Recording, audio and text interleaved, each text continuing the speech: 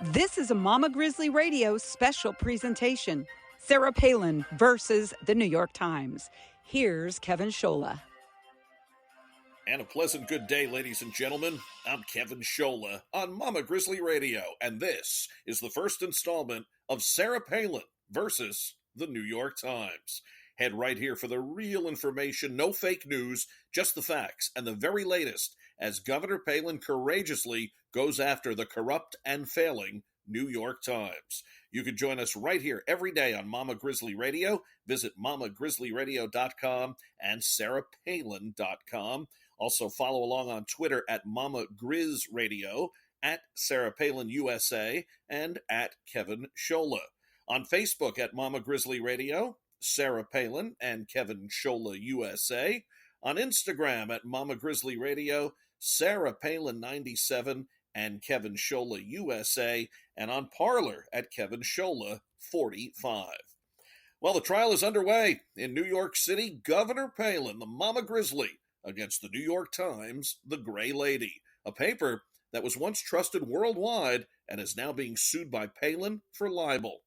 On Thursday of this week, the judge in the trial said, quote, "What is central to every jury is the American sense of fair play. Jurors, of course, have all sorts of views, but when they become jurors, they put their views aside," unquote. If that is the case, then Palin has a real shot at victory here. And if Palin prevails, it won't just be a personal win, but really a win for all Americans. For far too long, lamestream media has been able to bash, lie about, and slander conservatives across the land with no penalty or fear of repercussion. Palin is standing up for we the people. Palin's attorney in the case is Shane Vogt. He was very transparent and honest to start the proceedings. Vogt saying, quote, "We're keenly aware of the fact we're fighting an uphill battle in terms of initial reaction. Give us a fair shot. Nothing more, nothing less. We're not here trying to win your votes for Governor Palin or any of her policies," unquote. That is something the Palin, Trump, America First crowd has been pleading for some time, just to be treated fairly. Now, the jury is comprised of 5 women and 4 men, all New Yorkers. All have sworn to do their job as jurors. We shall see. Palin could have probably picked from countless instances where the Times lied about her and her family and her policies, but the specific time in question here goes back to 2017. Palin is suing the Times over an editorial, "America's Lethal Politics." In it, Palin was clearly defamed. It was a hit piece, which said the governor incited the shooting of Congresswoman Gabby Giffords and others in Arizona back in 2011. The reckless drivel contends there was a clear link of political incitement between the gunman and something from Governor Palin's PAC. During the 2010 midterms, Sarah PAC put out a map that placed crosshairs over congressional districts that could possibly oust a Democrat in favor of a Republican challenger.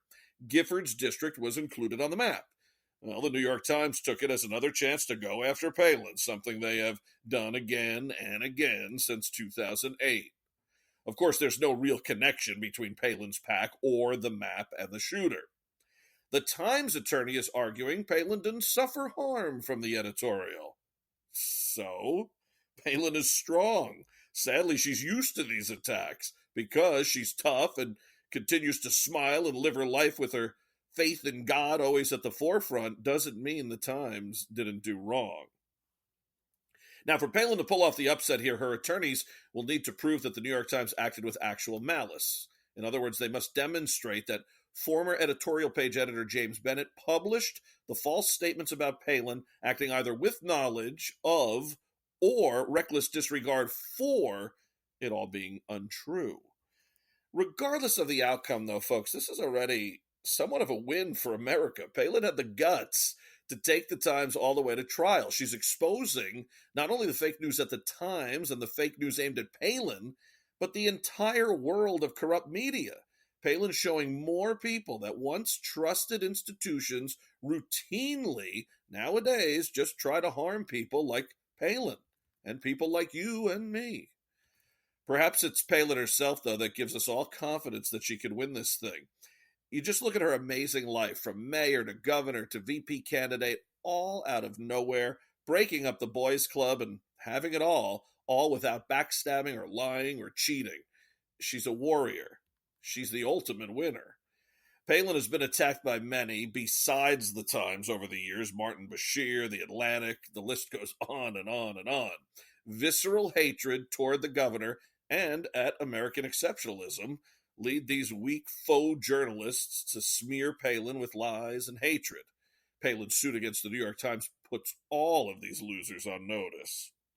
Sarah Palin has also been the queen of social media, infiltrating pop culture and getting her message directly to the people. So let's go right there to sum up what lies ahead. Back when a judge in 2020 allowed this defamation suit against the Times to go forward, Palin tweeted graciously, quote, "humbled and thankful," unquote. Perfect sentiment. And we are thankful for Governor Palin.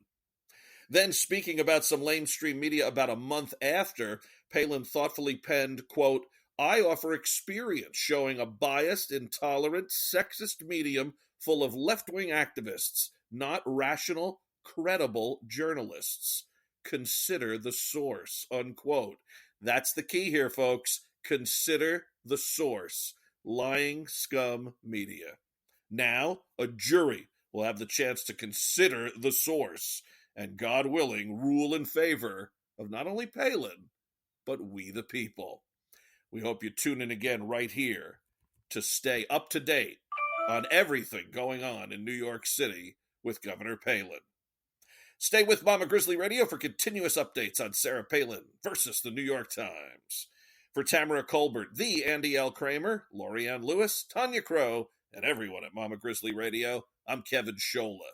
Have a pleasant day. This has been a Mama Grizzly Radio special presentation. Visit mamagrizzlyradio.com for the latest on Governor Sarah Palin.